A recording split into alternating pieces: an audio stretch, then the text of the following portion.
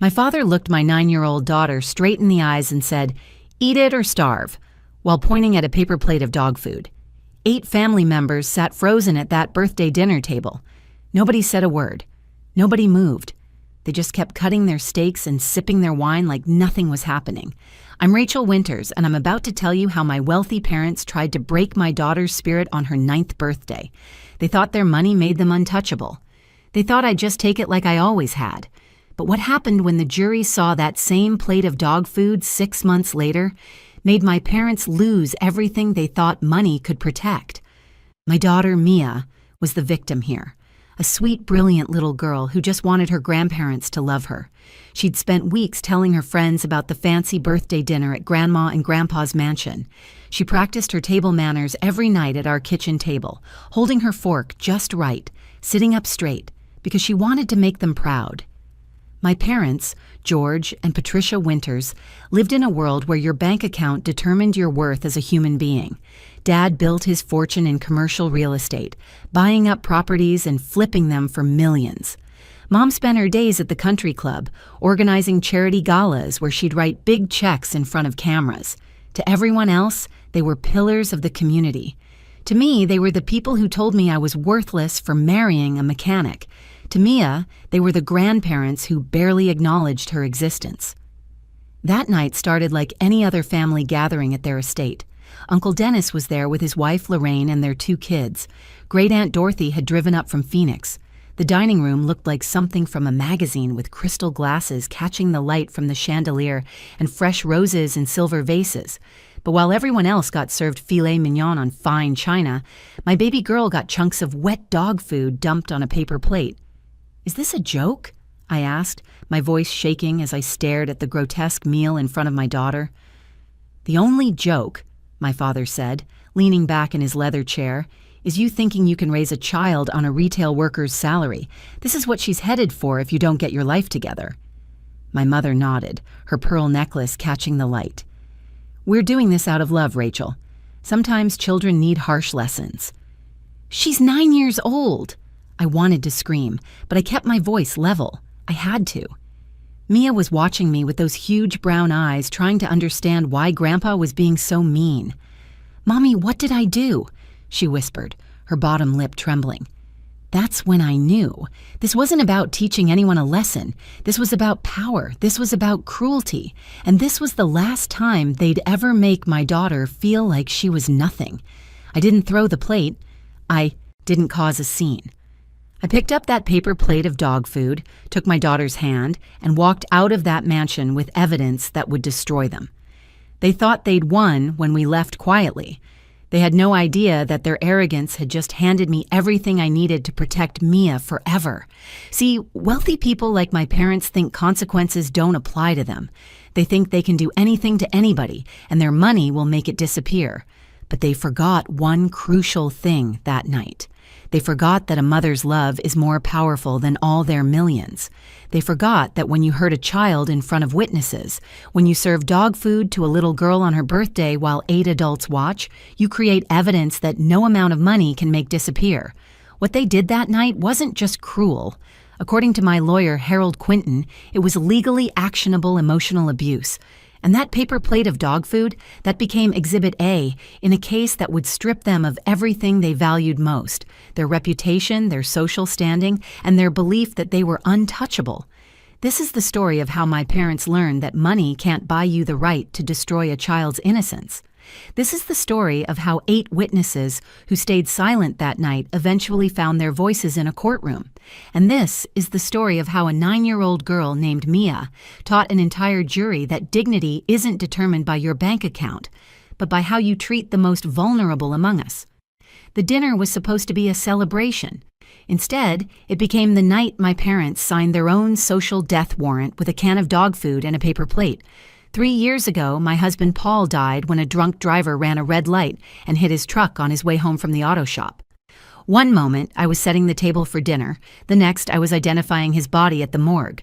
Mia was only 6. She kept asking when Daddy was coming home, and I had to find ways to explain that he never would. That's when I learned what it really means to be alone, to be a single mother trying to hold everything together while your heart is shattered into 1,000 pieces. I work as a manager at Target, 45 hours a week, sometimes more during the holidays. It's not glamorous, but it pays the bills and keeps a roof over our heads. We live in a 2-bedroom apartment in Riverside Heights, a decent neighborhood with good schools and a park where Mia plays soccer on weekends. The walls are thin and the carpet is old, but we've made it home. Mia's artwork covers the refrigerator, and we have movie nights every Friday on our secondhand couch, sharing a bowl of popcorn and laughing at Disney movies. My parents never approved of Paul. He was a mechanic who came from a working-class family in Ohio. He didn't have a college degree or a trust fund or any of the things they thought their daughter should marry into. But Paul had something more valuable than money. He had kindness. He had integrity.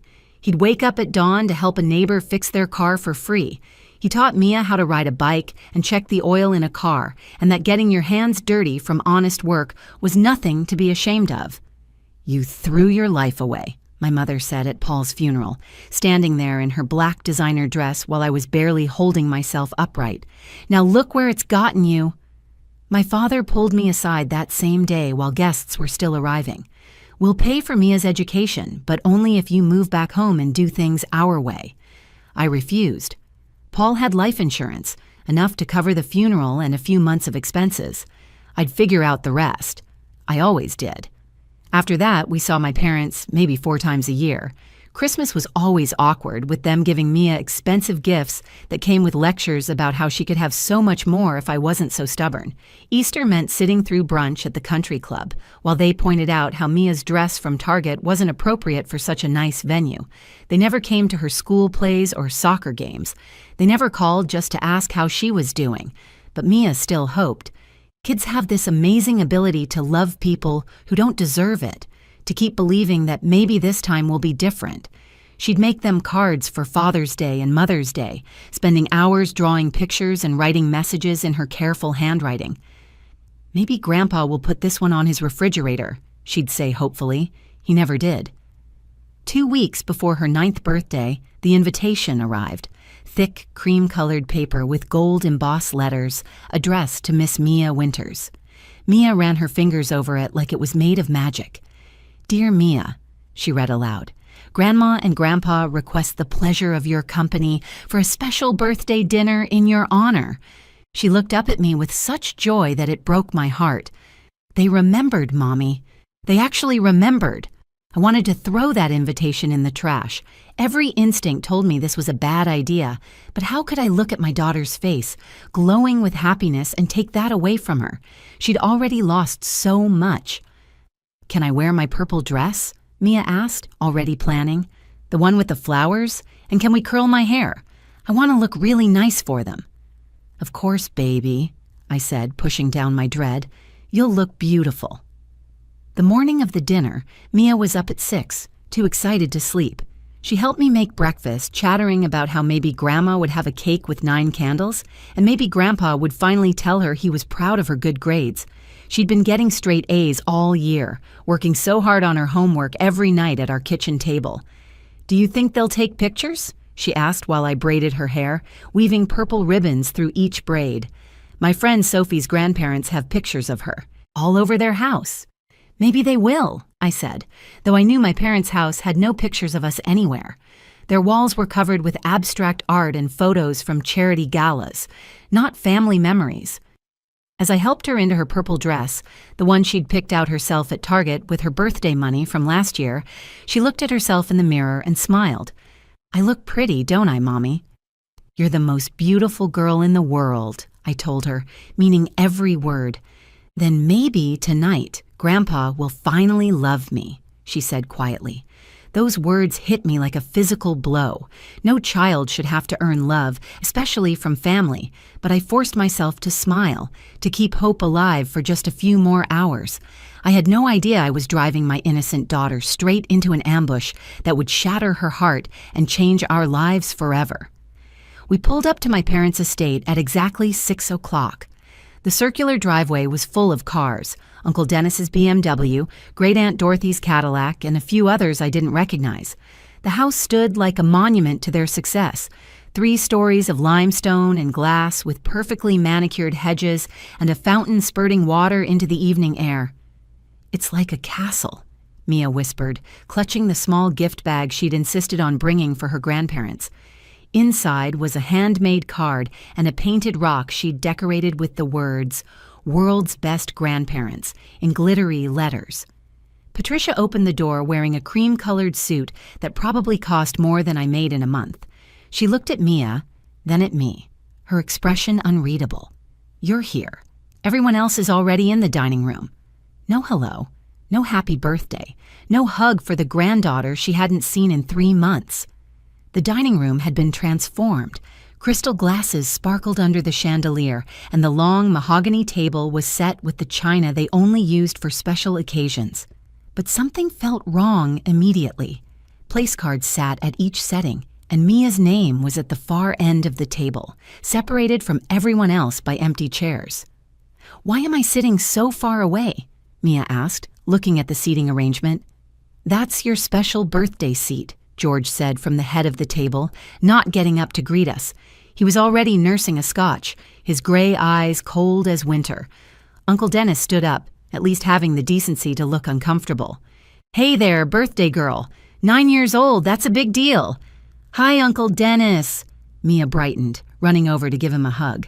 Lorraine, his wife, shifted nervously in her seat, managing a weak smile. Their kids, Bryce and Tammy, were focused on their phones, barely acknowledging our arrival. Great Aunt Dorothy, sitting rigid in her chair, patted Mia's hand. "Don't you look pretty, dear?" I took my seat next to Mia, already feeling the tension thick as smoke in the air. Patricia rang a small silver bell, and servers appeared with the first course, shrimp cocktail for everyone. "I'm allergic to shellfish," I reminded my mother quietly. "Oh, I forgot," she said, though we both knew she hadn't. A server quickly brought me a small salad instead. George started one of his typical monologues about the real estate market, how he'd just closed another $1 million deal, how success was all about making the right choices. "Of course," he said, looking directly at me. "Some people choose to work retail and live paycheck to paycheck, but that's what separates winners from losers." "Rachel works very hard," Dennis said quietly. "Hard work without ambition is just spinning your wheels," George shot back. Mia was trying to follow the conversation, her eyes darting between the adults. "Mommy got promoted to manager last month," she said proudly. "She's the best manager in the whole store." George laughed, ugly and harsh. "Manager of a Target. What an achievement." "George," Dorothy said warningly, but he ignored her. Patricia rang her bell again. "Time for the main course."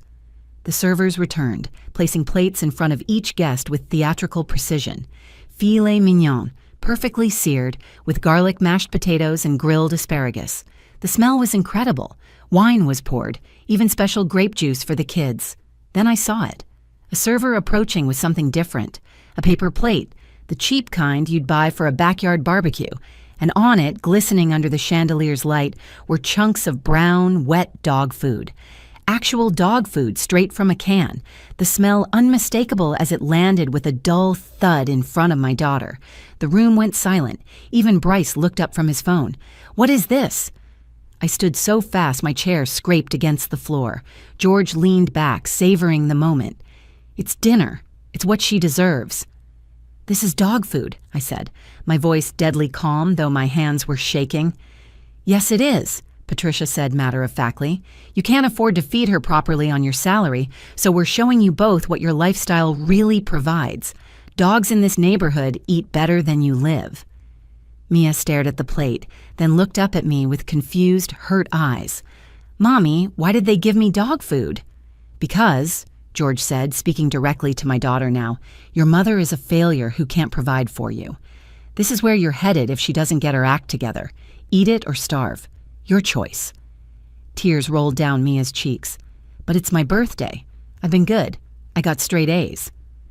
"Public school grades mean nothing," Patricia said, cutting into her steak.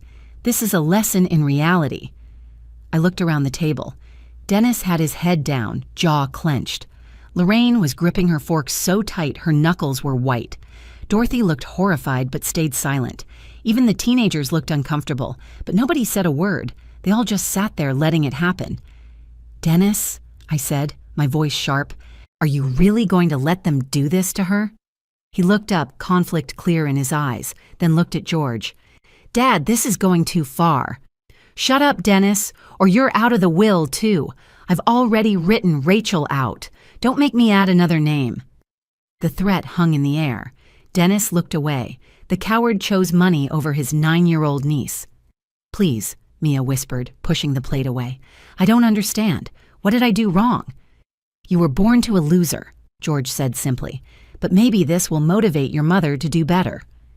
I stood there for a moment that felt like an eternity, looking at my daughter's tear-stained face, at the grotesque plate of dog food, at the 8 adults who continued eating their expensive steaks as if nothing was wrong.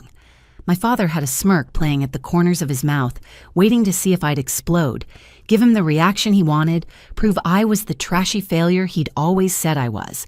But something crystallized in that moment. This wasn't about me anymore. This was about Mia, and I was going to handle this with the dignity they thought we didn't deserve. I walked calmly around the table to Mia's chair and knelt down beside her, wiping her tears with my thumb. "Baby, look at me. You did absolutely nothing wrong. You are perfect exactly as you are." "But Grandpa said—" "Grandpa is wrong," I said, loud enough for everyone to hear. "Sometimes adults are cruel because they're broken inside, not because of anything you did. We're going to leave now and we're going to get McDonald's, your favorite. Would you like that?" She nodded, hiccuping through her tears. "Can I get a Happy Meal?" "You can get anything you want, sweetheart." I stood and picked up the paper plate of dog food. George's smirk widened. "Going to throw it at me? Show your daughter what trash you really are?" "No," I said quietly, maintaining eye contact. "I'm taking this with me." Patricia laughed, sharp and cold. "What are you going to do? Frame it. A monument to your failures." "Something like that," I replied, carefully holding the plate level so nothing spilled. I helped Mia into her coat, her small hands shaking as I buttoned it up. The room remained silent except for the clink of silverware on china. 8 adults, and not one of them stood up for a child. "You walk out that door," George said, "and you're done. No inheritance, no help, nothing. You and that kid are on your own." "We've been on our own since Paul died," I said, taking Mia's hand. "The only difference is now we know it." As we reached the dining room entrance, Patricia called out, "Don't bother coming back. You're both dead to us." I turned to face them one last time. My mother sitting there in her pearls, my father with his scotch, my brother who wouldn't meet my eyes, and all the rest who chose silence over protecting a child.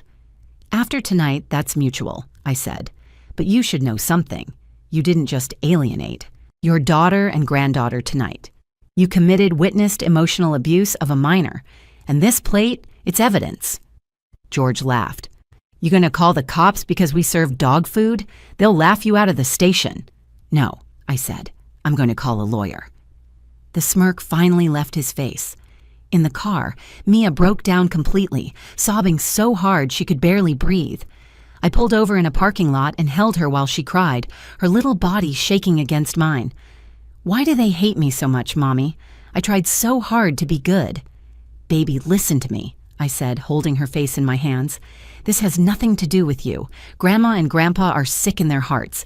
They think money makes them better than everyone else, but what they did tonight proves they're not good people at all." "But they're family," she whispered. "Real family doesn't hurt you on purpose. Real family protects you and loves you no matter what. We're going to be okay without them." I drove us to McDonald's as promised, and Mia got her Happy Meal, though she barely touched it. Then I made a decision. I called my friend Janine, an emergency room nurse who'd helped us through Paul's death. "I need your help," I said when she answered. "Something happened tonight and I need documentation." We drove to Janine's house, where she took photos of Mia's emotional state, documented everything while it was fresh. She measured Mia's elevated pulse, noted her trembling hands, the classic signs of acute emotional distress in a child. "This is abuse, Rachel," Janine said quietly while Mia was in the bathroom. "This needs to be reported." "I know, but first I need to preserve this," I said, indicating the plate I'd carefully transported. Janine helped me transfer the dog food into a sealed container, photographing every step, creating a chain of custody that would hold up in court. We labeled it with the date, time, and circumstances. She even kept a sample in her medical freezer as backup. That night, after I'd gotten Mia to sleep, holding her until her breathing finally steadied, I sat at my kitchen table and made a list of everyone who'd been there. 8 witnesses to child abuse, 8 adults who chose silence. The next morning, while Mia was at school, I walked into the law offices of Harold Quinton. I'd researched him extensively the night before, 25 years specializing in family law, particularly cases involving emotional abuse and toxic family dynamics. I placed the sealed container on his desk. "Mr. Quinton, I need your help. My parents fed my 9-year-old daughter dog food at her birthday dinner while 8 people watched. They told her to eat it or starve." Harold opened the container, examined the contents, then looked at me with steel in his eyes. "This is going to be Exhibit A," he said, "and we're going to make them pay for what they did to that little girl." 6 months later, I sat in a packed courtroom wearing my best dress, the only one I owned that could pass for professional. Mia was safe at school, protected by a restraining order Harold had secured within days of that birthday dinner. My parents sat across the aisle with their team of 3 lawyers, Patricia, wearing her diamonds, and George in his $1,000 suit, still believing their money would make this disappear. They'd made a critical mistake. When I filed for the restraining order and sued for intentional infliction of emotional distress, they'd countersued for grandparents' rights, claiming I was alienating them from Mia. That opened the door for everything to become public record. Harold stood before the jury, his presence commanding the room. "Ladies and gentlemen, what you're going to hear today isn't just about a family dispute. It's about 8 adults who watched a 9-year-old girl be served dog food at her birthday dinner and did nothing." The defense attorney, a slick man named Richardson, immediately objected. "Your Honor, that's inflammatory." "It's also true," Judge Martinez replied. Overruled. Harold called Dennis to the stand first. My brother looked older, worn down by guilt. Under oath, he couldn't hide behind his fear anymore. "Tell us what happened on March 15th, Harold said. Dennis's voice was barely audible. "My father served my niece dog food while we all ate steak." "Did anyone try to stop him?" "No," Dennis admitted, his voice cracking. "I should have, but he threatened to cut me from the will. I was a coward. I chose money over my niece, and I'll regret it for the rest of my life." Lorraine was next, tears streaming down her face before she even took the oath. "I've never seen anything so cruel done to a child," she testified. "Mia just sat there crying, asking what she did wrong. It haunts me. I should have stood up, taken that plate away, but I was terrified of George." Even Great Aunt Dorothy took the stand, her elderly voice shaking but clear. "I've known George for 70 years. I've seen him be ruthless in business, but what he did to that baby was evil, pure evil." But the moment that changed everything came when Harold presented Exhibit A. "Your Honor," he said, "I'd like to present the actual plate of dog food that was served to Mia Winters." He brought out the preserved evidence, exactly as it had been that night. The courtroom gasped collectively.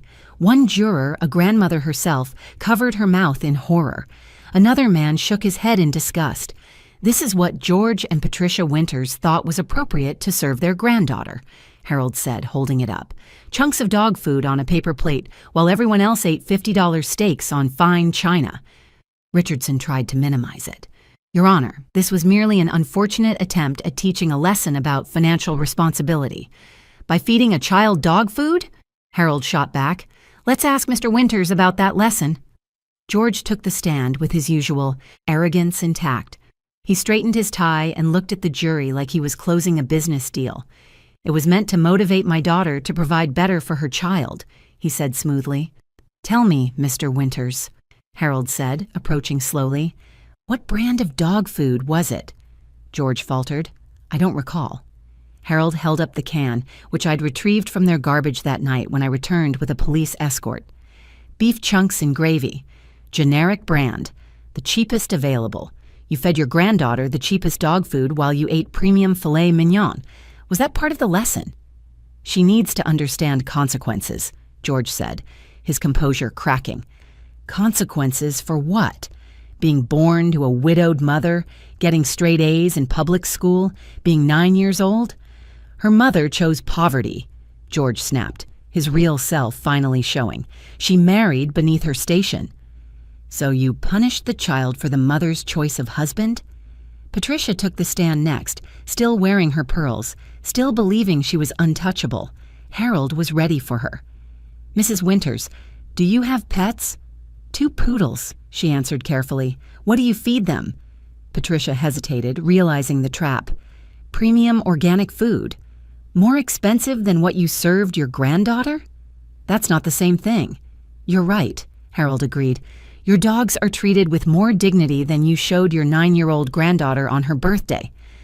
Harold then presented Janine's medical documentation, showing Mia's acute emotional distress that night. He read from the therapy reports that detailed her nightmares, her new fear of eating at other people's houses, her constant anxiety that she'd done something wrong to deserve such treatment. In his closing argument, Harold stood before the jury with tears in his eyes. 8 adults sat at that table. 8 adults watched a little girl be served dog food on her birthday. 8 adults heard her ask what she did wrong, and not one of them stood up for her. Not one of them said, "This is wrong." They chose their comfort, their inheritance, their fear of confrontation over protecting an innocent child. Today, you have the chance to be the adults Mia needed that night. You have the chance to say, definitively, that no amount of wealth gives you the right to emotionally torture a child. The jury deliberated for only 2 hours. When they returned, the foreman stood with conviction in his voice. We find in favor of the plaintiffs. We award Rachel and Mia Winters $500,000 in damages for intentional infliction of emotional distress. George shot to his feet. This is outrageous. You can't...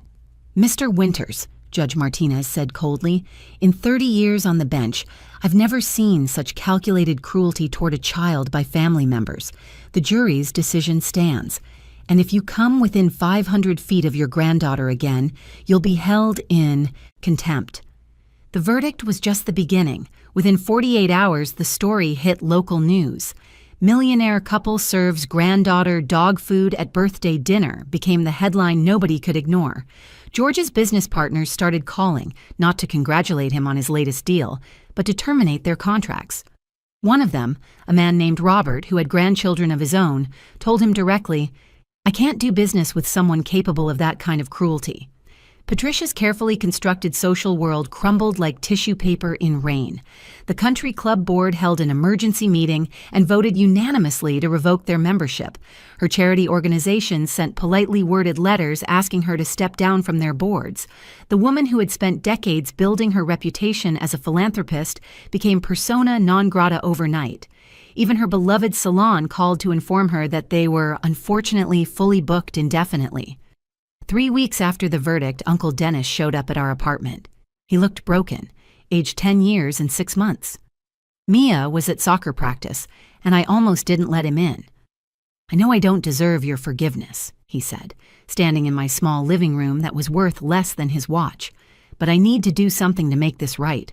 I'm setting up a college fund for Mia, full ride to any school she wants. It's already done. Irrevocable trust, completely in your control. I studied my brother, the man who had chosen money over my daughter's dignity. Why now? Because I can't sleep, he admitted, tears falling freely. Every night I see her face, hear her asking what she did wrong. My own kids won't talk to me. Tammy asked me why I didn't protect Mia, and I had no answer. Bryce called me a coward, and he was right. You were a coward, I said simply, but you can change that. You can be in Mia's life, Dennis, but only if you promise to always stand up for her, no matter what, no matter who's threatening you or what it costs. He nodded, wiping his eyes. I promise. I'll never be that person again. And he kept that promise. Dennis became the uncle Mia deserved, showing up to every soccer game, every school play, every achievement. He stood up to anyone who had anything negative to say about us, including his own father when George tried to reconcile a year later. The reconciliation attempt came through a lawyer, a formal letter requesting mediation. They wanted to see Mia, claimed they'd changed, that they understood now what they'd done wrong. I looked at that letter for a long time, then showed it to Mia, who was now 10 and in therapy, to process what had happened. Do you want to see them? I asked her. She thought about it seriously, then shook her head. They're not sorry they did it, Mom. They're sorry everyone found out there's a difference. My 10-year-old daughter understood something my parents never would. True remorse requires acknowledging the harm you caused, not just the consequences you faced. I dropped the letter in the trash without responding. The $500,000 went into a trust for Mia's future, carefully managed and growing. But money was never the real victory. The real victory came a year later, on Mia's 10th birthday. We had a small party in our apartment, just Janine, Dennis, and his family, and a few of Mia's school friends. No mansion, no crystal glasses, no expensive catering, just a homemade cake that Mia and I decorated together, pizza from her favorite place, and people who actually loved her. As she was blowing out her candles, Mia suddenly stopped and looked at me. "Mom, can I say something?" "Of course, baby." She stood up, addressing everyone in our small living room. "Last year, my grandparents tried to make me eat dog food on my birthday because they thought we were poor and worthless. But look around this room. Everyone here loves me for who I am. We might not have a big house or fancy cars, but we have something my grandparents will never have. We have real family. We have love that doesn't come with conditions or price tags. And that makes us the richest people in the world." There wasn't a dry eye in the room. Dennis hugged her so tight I thought he might never let go. Janine started the happy birthday song, and everyone joined in, voices filling our small apartment with more warmth than my parents' mansion ever held. Later that night, as I tucked Mia into bed, she said something that stays with me every single day. "Mom, I feel sorry for Grandma and Grandpa. They have all that money, all those fancy things, but nobody who really loves them. They're going to die alone in that big house, and nobody will miss them. But when we die, people will remember how we loved them. That's what really matters, isn't it?" "Yes, baby," I said, kissing her forehead. "That's exactly what matters. Some bridges are meant to stay burned. Some plates of dog food become evidence that sets you free. And sometimes, the family that rejects you for not being wealthy enough only clears the path for you to find the people who love you for who you truly are." My parents thought they were teaching Mia a lesson about consequences that night. They were right, just not in the way they intended. They taught her that cruelty has consequences, that standing up to abuse is always the right choice, and that dignity isn't something money can buy or take away.